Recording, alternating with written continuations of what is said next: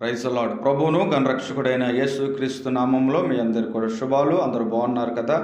ప్రతిరోజు దేవుని వాక్యాన్ని విని దైవాశీర్వాదాలు పొందుచున్నారని మేము నమ్ముచున్నాం. నేటి వాగ్దానముగా 21వ కీర్తన 4వ వాక్యం, ఆయుష్మని అతను నిన్ను వరమడగగా నీవు అతనికి దానిని అనుగ్రహించుతివి. Praise the lord.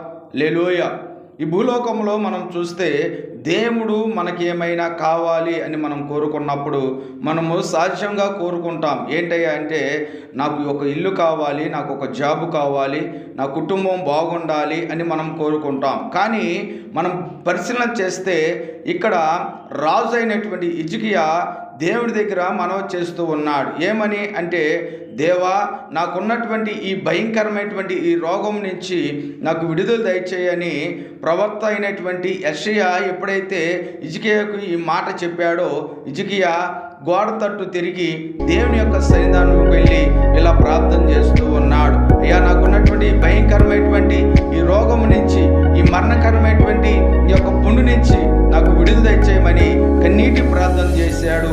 ఆ ప్రార్థన దేవుడు ఆలకించి హిజ్కియాకు దేవుడు ఆయుష్నిచ్చాడు. Praise the Lord. Hallelujah, hallelujah.